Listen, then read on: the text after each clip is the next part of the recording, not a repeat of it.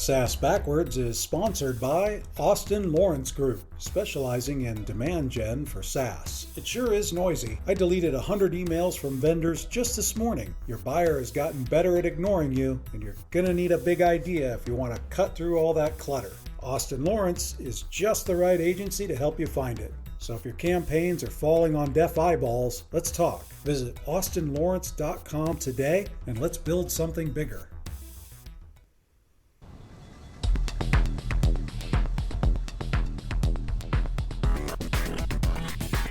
Welcome to the SaaS Backwards podcast, where we reverse engineer the success of fast-growing SaaS firms and explore strategies CMOs and CEOs are using to drive their businesses forward.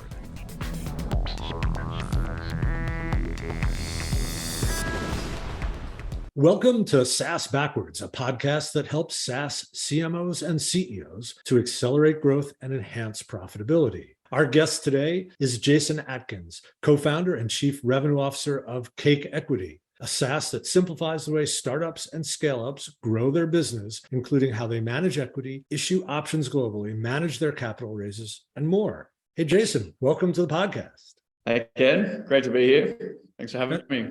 It's great to have you on your whirlwind tour of the US. Really excited for your success the past couple of weeks. Yeah, look, it's been wonderful being here in the US. It's a big focus for Cake as we sort of expand globally. And I'm going to be here a lot more. So really looking forward to being back again soon. Well, you're in two of my favorite parts of the country, LA and Colorado. So I've been very spoiled. I thought after my week in LA, specifically Santa Monica and Venice, I thought Denver had no chance. And then I got up there and was equally impressed for totally different reasons. And so I've been really spoiled. Awesome. Hey, before we dig in, could you just tell our listeners a little bit more about yourself, your background, and Cake Equity? Yeah, so I'm an accountant, actually, originally. I'm from Queensland in Australia. And fortunately for me, I got to move to London for 5 years in my mid-20s. And, you grow a lot as a person living in a big city. And so my career really took a big leap forward while I was there. And, I got to see the world as well. I think by the time I got home, I'd been to around 50 countries. I'd really loved that experience. Getting back into Queensland, worked as a chief financial officer. I was still relatively young and very ambitious, and I was very attracted into the tech space. And while acting as a CFO for tech companies and experiencing the capital raising process, that was my first sort of awareness of the shortcomings of these processes. It was very complex, very long-winded, very manual, and it really sort of struck me, it really upset me, to be honest. It was so difficult. And, that was part of the genesis of Cake. Yeah, it's really interesting. In doing the podcast, we've talked with a fair number of founders who were not technologists. They were people working in a business area and identified this real problem that needed solving. And it seems like it's a bit of a leap, though, to go from, the expert on the business to software co-founder in this case. Tell me a little bit about how you made that decision. Yeah, so I had already been on a multi-year journey of growth before starting Cake. So as a CFO, you're very good at finance and operations typically. And I'd spent a couple of years learning marketing and sales. And then when I met my co-founder, Kim Hansen, we were just a match made in heaven because he had a long history of product and engineering, from the Valley and Asia and Europe. And together we were we were just a perfect match of skill sets. And he just gave me the confidence to tackle a technology business head on as a founder. Yeah. So how did you and Kim meet? We were both very passionate about innovation, entrepreneurship, and I was coming out of my family office CFO role into the tech industry, and Kim was coming from Europe into the Gold Coast tech industry. And so we actually met doing volunteering work for our local tech scene, just providing leadership for that. And then, I actually spent some time helping him meet people in the ecosystem because he was new to our city and he was just such a powerful and interesting guy. And while helping him, we sort of just realized, how well we got along and how aligned our vision and purpose was. And so, it was really easy to work with someone when you have such great alignment.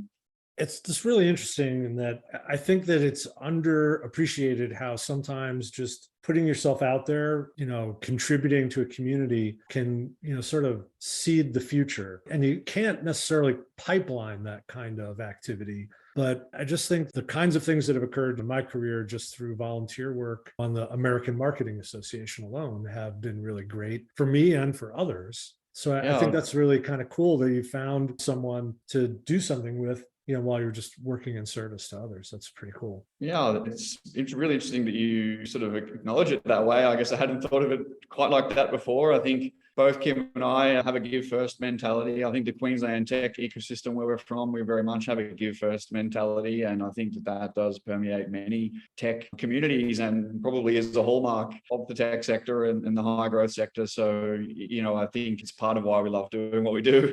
And I presume you feel the same energy within a lot of the ventures and innovative people that you work with.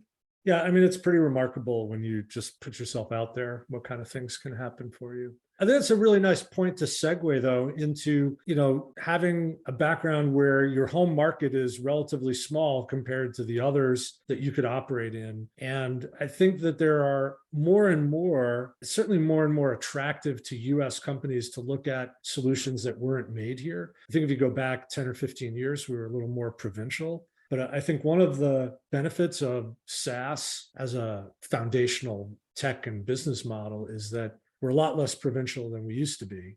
Can you talk a little bit about how you're addressing being from so far away and yet targeting markets that are so important to your future? I mean, it's an interesting dichotomy. There's a lot of opportunity here if you can make it click.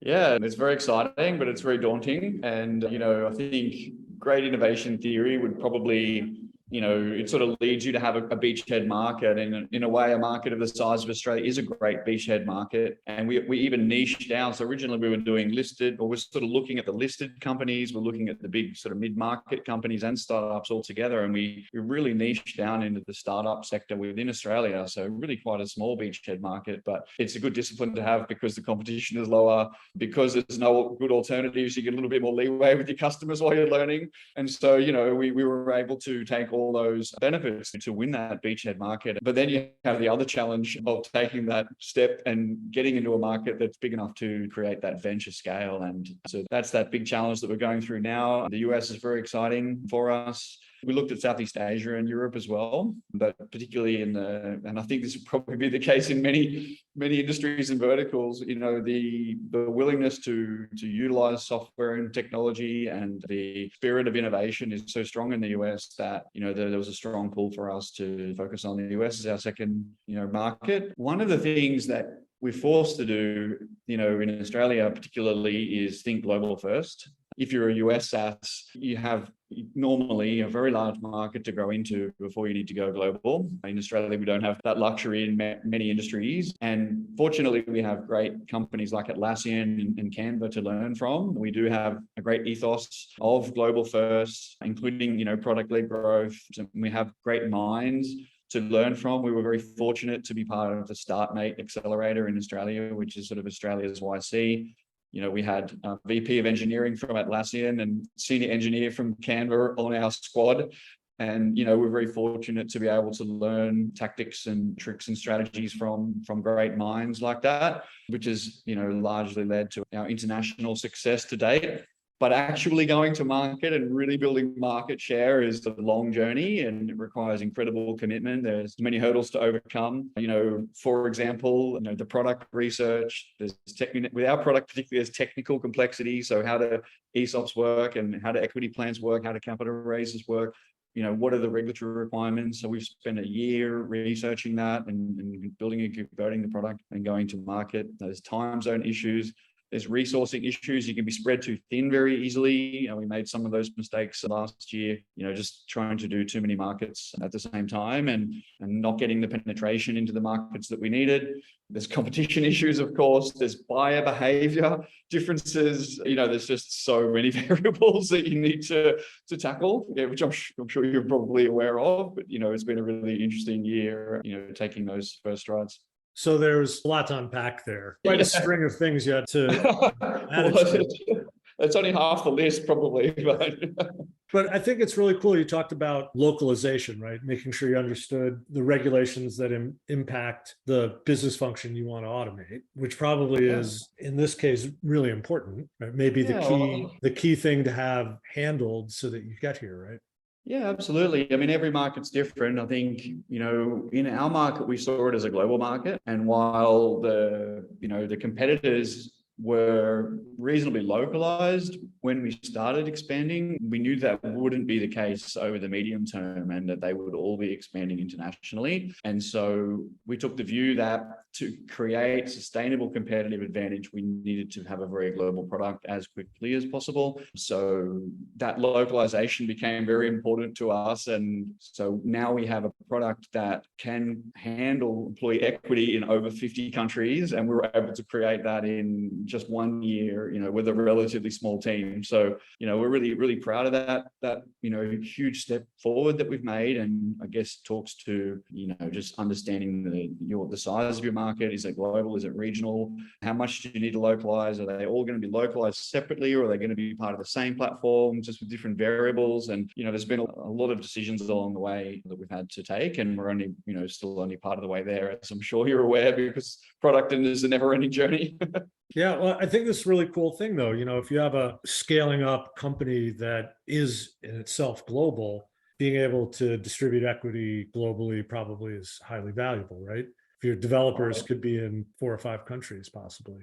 Yeah, when we cottoned on to this phenomenon of hiring globally, it was something that was happening very rapidly. We saw companies like Deal and Oyster and Remote just really opening up the whole world from a hiring perspective, but not knowing how to handle the equity. A traditional CFO in, say, a Series B company or chief people officer, they're going to have lawyer in every country, potentially a tax advisor in every country. They're going to have to put this huge program together in spreadsheets and emails and PDFs. It's a really significant undertaking, and we've been able to significantly productize that into one equity solution essentially that can be run off the Cake platform with specialist lawyers and tax advisors in all the countries that are necessary. So we're very happy to have been able to solve such a complex problem in such a neat way, and the new product is proving to be incredibly successful for us. And in a downturn, if I'm okay to call it that at the moment, it's wonderful to have such a valuable new product in market, in difficult times, and it's a credit to the team to be able to put that together. Yeah. Hey, let's talk about of the many challenges trying to project yourself into the US. Besides accommodating the regulatory environment, what was the number 2 biggest challenge to be able to be effective here? So probably the biggest lesson we had to learn was, relationships are still critical, even though the world is very digital and is operating more virtually than ever. I think you can't beat being on the ground in the country that you're looking to build relationships in. So we're investing, much more into that to finish off this year and into 2023. That's been critical. And another big lesson that we've learned, I guess, is just trying to match your expansion with your resources.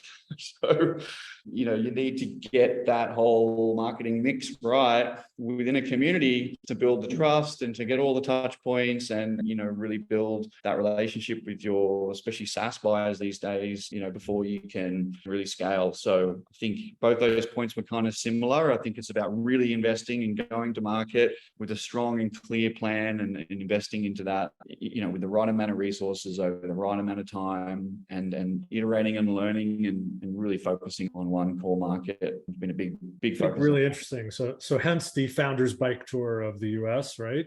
Want to meet people? Exactly. So I'm meeting everybody here. I'm learning as fast as I can. I'm trying to find ways to add value and co-creating content together with people so we can learn the market and make sure that, everything we're doing is as strong as possible and building trust and credibility. And I think once you can do that, and then you have the right turn, the flywheel again and again and again, and leverage that up into the more scalable, marketing systems off the back of that hand-to-hand combat, I think that is still so critical. Yeah, well, I think especially, I guess the VC firms are part of that community for you, right? Getting them on board with the idea that this will make it easier for them to get their companies invested in, right? Yeah, look, it's 100% our goal to make equity easier for all the stakeholders. And so that includes the founders, anyone who's helping manage their people or their finances, even their legal counsels. And then that extends out to their lawyers and their investors and their employees. There's quite a lot of users around equity, and, we're very committed to improving that whole space for all those ecosystem participants. Yeah, it was a bit of a mouthful, but So I want to go back in time just a little bit, because there was a unique part of your story that we haven't touched on yet, which is that before you even had software, you started a law firm. And to me, this was sort of blew my mind. It's like, it's not the exact normal path that people tend to take, but I think you had really good rationale here. And I think it would be interesting for you to talk about founding a services firm with the intention of ultimately starting a software company. So if you could just kind of give us a few minutes on that. 100%. So, I'm an investor now as well. And so I'm always trying to assess, where does a founding team's power come from? It can come from their passion. It can come from an understanding of the problem. It can come from, like commitment to, to solving a problem, commitment to an industry. And I think with Kim and I, we had very strong commitment to the innovation entrepreneurship industry, and we had great skill sets as founders. I had quite a good awareness of the problem as an accountant and a CFO, but we wanted to tackle this problem from the bottom up and really solve the problem with our customers so that we could create the most authentic product and solution as we could. And so we started the law firm because we were helping with capital raises. We're doing it all very manually, and then we're building the software along the way with the processes. And then we started doing the same with the employee equity. And our goal, after doing the first phase, our goal was to continue to reduce anything that was manual, and then continue to improve the percentage of usage of the customers and the partners. And then once we got the product to a stage where the customers were using it and our legal partners were using it, then we felt we were ready to scale as a SaaS. So that took us around 12 or 18 months. During that time, we were doing ESOPs or equity plans, we were doing capital raises, we were managing it all, shares and options and notes, and we built the investor and employee portal, the document storage system, announcement feature. Like it's a big product to build from scratch, so we grappled with that throughout that period. And then, once we felt like the product was self-service enough, we closed down the law firm, which had to change our pricing model, which is very painful. So we went from having quite significant transaction fees and SaaS to pure SaaS. And so that was a pretty challenging period, but, we were able to do that. And then, once we switched to SaaS, things really did take off for us. So that's really cool. So this law firm was really just a laboratory to actually get into the nuts and bolts of all the business problems. Just a product development law firm. Exactly. Yeah, just pretty standard stuff. Fair enough. So let's talk about, you described that you're on something of a journey in terms of sales, right? Or you have been on a journey. So in my notes, it was founder-led, then marketing-led, then sales-led, and now you're trying to climb the PLG business model. Can you talk a little bit about that progression? And I'm especially interested, and I think it's a trap that a lot of SaaS companies fall into, where they rely too much on the founder to do all the work. So I'm wondering how you got off of that train, because that's really hard to do sometimes. Yeah, I could definitely see that happening, and I'm very conscious of not falling into that trap again now, even though I think my role is critical in this iteration of the company. It's beholden upon me over time to make the company less and less reliant on me and build the systems and processes, that can scale. But I guess going back to day one, there was only four or five of us, and of course everything is founder sales. And so we did the partnership sales first, which was designed to build the credibility of the industry that we're in, and then off the back of the partnership sales, we were then able to do customer sales. And so I was handling all that as well as other things, as you do in the beginning. And then the first hire on the growth team was a salesperson, and he essentially just scaled what I was doing and freed me up a little bit. So he was doing partner sales and sales, so demos and following up and closing them in, and account management and the whole works. And then we hired a fractional CMO by the name of Jared Doyle, and he was amazing. He came in and, helped us test a whole bunch of different channels, pretty scrappy and raw raw and early. And, so we did some Google, we did some Facebook, we did some email, and just the beginnings of all those processes. And then based on the various outcomes of those tests, we then started hiring a little bit into each. So we then had sort of a digital social media manager that looked after, Facebook and all the socials. And then, so he probably got us mostly from 0 to 1, Connor. He was great. And then once we really started to, to scale up a bit, we needed to, I guess, increase the capacity of the team. And so we've been evolving that ever since. And yeah, so the marketing element gave us more scalability, reduced reliance on sales, which is obviously important for SaaS. We ended up in a situation where we had about a third sales and a third digital and about a third organic, because we're quite fortunate with the type of product that we are, that we get really good organic acquisition, because we get about 20 users per customer, which is, pretty nice. So yeah, and then as things grew, we had to go international, which was extremely challenging, and we broke a lot of things. We broke the limit of so many of our systems and processes in the first 6 months of expanding internationally, and then we had to hire some more people. So then we had a growth marketing manager, we had another community manager. So we just started hiring into the channels that were working the best, and I was managing all of that at the time, but then so I was off the tools by then. So I had sales, partnerships, community, and digital, and they were all scaling. And then we've been very fortunate recently to hire a CMO, a very experienced CMO, that's worked in several scale-ups, and I'm very grateful to have Elise on the team now. So that sort of talks to, I guess, how sales and marketing have evolved. Then with regard to the product-led growth journey, that's been, it's, as someone like myself who's, not have a product background, I don't really have a marketing background, but have been quite successful in growing a company really just through sheer grit and determination, and I guess just being generally bright or whatever. It's been a challenge to let go of what works and replace it with sort of this theoretical PLG thing. And so we have certainly grappled with that as a company, and we've utilized various resources to help build the internal awareness of where do we focus the product, where do we focus marketing and sales. So we had a product-led onboarding book that we made everybody read, so we could have some common language internally. There's great podcasts and YouTube content out there, more and more so now, that we've been tapping into. And I think the first parts we focused on were activation. So we really focused on the activation step with regard to product-led growth first, and then engagement. And so that's really where PLG has had the most time spent. We've also done some PLG on monetization. There was a great podcast recently with Eleanor Werner that really taught me some new frameworks of how to think about it. So it can be a challenge where you're like, oh, we're product-led growth, so what does marketing do? What does sales do? And I think there's a lot of companies out there that struggle with that kind of thing. And the way I think about it now is, well, and you could have multiple products, you could have multiple markets, so you can make a matrix and says, well, with awareness, is it marketing or sales or product or all of the above or what have you? And how does each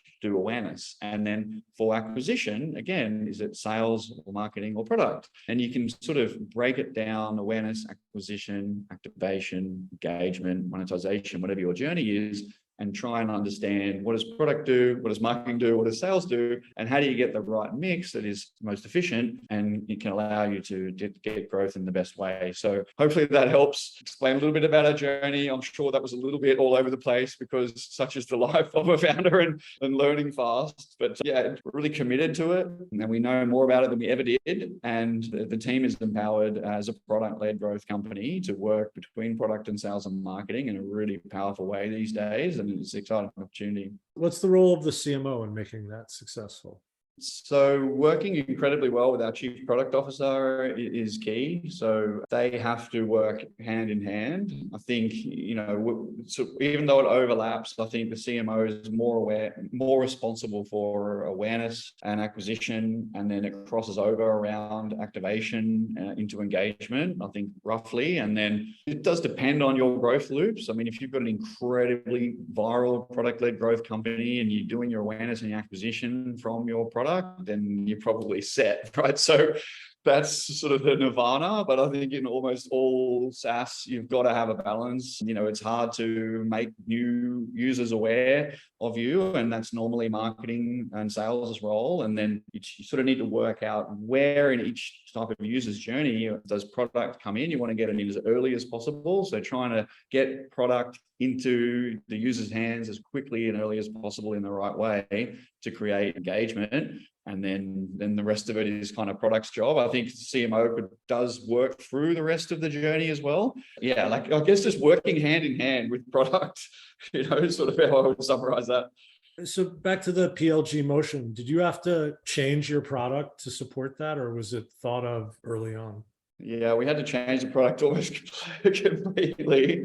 We were engineering and sales heavy in the beginning. We have an unbelievable engineering team that my co-founder brought in, and we were really lacking product, just team members. We didn't have any product team members. We're doing it ourselves as founders and doing our best. But when we did our raise at the beginning of last year, we were able to hire product and UX, and everything changed after that. We've still got a lot of improvements to make, but yeah, the onboarding process changed completely. The user interface after sign up changed completely, and it changes all the time. It's much more data driven now. We're much more focused on the exact journeys that the customers want to do. There's a lot more customer interviews. The whole company has changed, and the product has changed so significantly in the last 18 months. Was there technology that you had to buy versus build? Like, were there analytic softwares that you've encountered that you didn't have before? And is that helping you? Yeah, like we actually found the implementation of all the product and marketing stack to be a huge challenge. It was a huge challenge. There's so many different bits of software that you have to put together, and then you have to make them communicate. In the end, we ended up building a data warehouse and a reporting tool on top. So we have Amplitude and HubSpot and Mode and a bunch of other things all connected underneath to make it all happen. We have a data engineer. Our chief product officer, thankfully, is very good at that kind of thing, and it's an area that we're just going to have to keep investing into as much as we possibly can. It's so critical to our success. Let's talk about the fundraising environment. You just spent some time with some VCs. I'm sure you have some fresh insights. What do you see really happening with fundraising here in the US? And, where is it getting harder, and where is it still a robust fundraising market for young companies? Yeah, so it seems like the later stage, the more difficult it is. A lot of the later stage deals that we're seeing are supported by existing investors as opposed to having new investors coming in. Earlier stage investing seems to be holding up, quite well. I think angel investing is strong, crowdfunding is strong. Deal numbers are down, but certainly deals are still being done. So, it is the most challenging period for a long time. I don't think you can't sugarcoat that. There's been a long period since sort of around March, April, where things have been much slower than they used to be. Investor expectations are much greater with regard to revenue, growth, unit economics, sustainability, all the more traditional indicators of excellence for an early stage company have come to the fore, and you would expect so. So I think, as a startup, it definitely still can raise. There's definitely still rounds going on. Cake was able to successfully raise in 2022. I would advise just change. Look, perhaps don't raise any more than you absolutely have to, because you're probably not going to get the best price that you can for your equity. And think more about sustainability and, really building a strong company with great financial elements. And then, your chances of raising capital are, significantly improved. Awesome. Well, I feel like that's a great place to land our episode. I'm really grateful for the time we shared together. I think there was a lot of unique insight and experience there. If listeners want to reach out to you and dig deeper, how can they best get a hold of you? Yeah, I'm really enjoying meeting people. It's one of my favorite things to do. So just hit me up on LinkedIn. I'm on there all the time, as you'll see. And, via the Cake website, there's a ton of content on there as well. So if you want to keep track of all the cool stuff we're putting out, check out our website. There's a lot of really valuable resources on there as well. Well, thanks so much, Jason. This was an awesome episode. I really appreciate it. If you haven't subscribed yet to the podcast, please do so wherever you pick up your podcast. And if you'd like to reach me, it's best on LinkedIn/Ken Lempit or austinlawrence.com. Hey, Jason, thanks a lot. And I'm sure we'll hear more about your company soon. I'm grateful for the opportunity, Ken. Good to see you, mate. Thanks for listening to the SaaS Backwards Podcast, brought to you by Austin Lawrence Group. We're a growth marketing agency that helps SaaS firms reduce churn, accelerate sales, and generate demand. Learn more about us at www.austinlawrence.com. You can email Ken Lempet at kl@austinlawrence.com about any SaaS marketing or customer retention subject. We hope you'll subscribe, and thanks again for listening.